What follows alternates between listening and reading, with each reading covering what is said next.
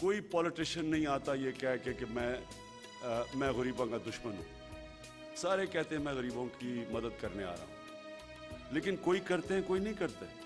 لیکن آپ یہ دیکھیں, اس میں پاکستان میں اگر یہ سب فیل ہو گئے ہیں, میں اس کی سب سے بڑی وجہ یہ سمجھتا ہوں کہ یہ صرف شارٹ ٹرم دیکھتے ہیں. یہ تو گورنمنٹ این آر او کے چکر کے اندر اپنے آپ کو بچانے میں لگ گئی, ان کے پاس تو ٹائم ہی اور کسی اور چیز کا نہیں تھا. جنرل مشرف کو اپنے آپ کو لیجٹمائز کرنے میں ساری زور لگ گیا. لیکن آپ اپنے ارد گرد دیکھیں, یہاں ہمارے سامنے سنگاپور بالکل تبدیل ہو گیا. مجھے یاد ہے 40 سال پہلے ہم جب شروع میں جایا کرتے تھے لگتا ہی نہیں تھا کہ پاکستان اور سنگاپور کا بھی کوئی مقابلہ کر سکتا ہے. آج سنگاپور کو دیکھ لیں, اور لیڈرشپ تھی جو دور کا سوچتی تھی.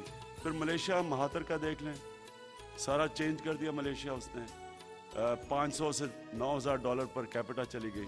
سنگاپور میں 550 سے $32,000 پر کیپٹا چلی گئی. پھر ابھی اردوغان ہم نے دیکھا پچھلے 10 سال میں اس نے سارا ترکی تبدیل کر کے رکھ دیا, ڈبل کر دی ان کی پر کیپٹا, اور سیکنڈ ہائیسٹ گروتھ ریٹ ہے دنیا میں. وہی برازیل میں بھی چینج آیا پچھلے 10 سال میں. تو اس میں صرف آپ کو جس کو کہتے ہیں پولیٹیکل ول, ارادہ چاہیے. اگر آپ اپنی مشن پہ کمپرومائز نہیں کرتے سب کچھ ممکن ہے.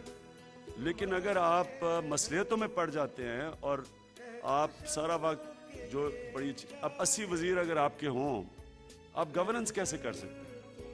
80 وزیروں کو آپ نے ظاہر ہے اس لیے تو نہیں بنایا کہ ان کی کوئی قابلیت تھی, اس لیے بنایا کہ اپنی کرسی بچی رہے. جب آپ اپنی کرسی کی سیاست کرتے ہیں اور کرسی کے لیے فیصلے کرتے ہیں, وہ بالکل اور قسم کی گورننس ہوتی ہے.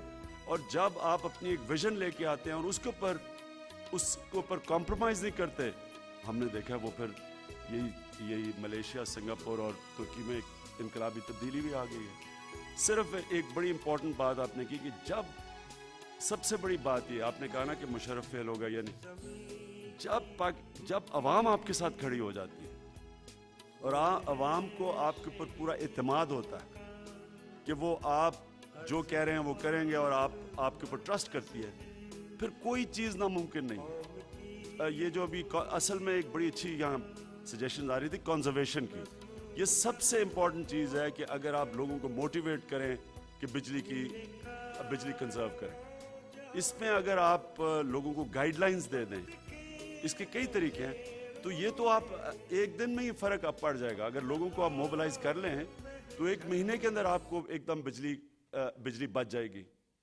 کئی اربوں روپے کی بجلی بچ سکتی ہے. تو یہ تو پبلک موبلائزیشن کے اوپر ڈپینڈ کرتا ہے. تو ایک جو جینوئن لیڈرشپ ہے وہ ہمیشہ پبلک کو ساتھ لے کے چلتی ہے, اور پھر کوئی چیز ناممکن نہیں ہوتی.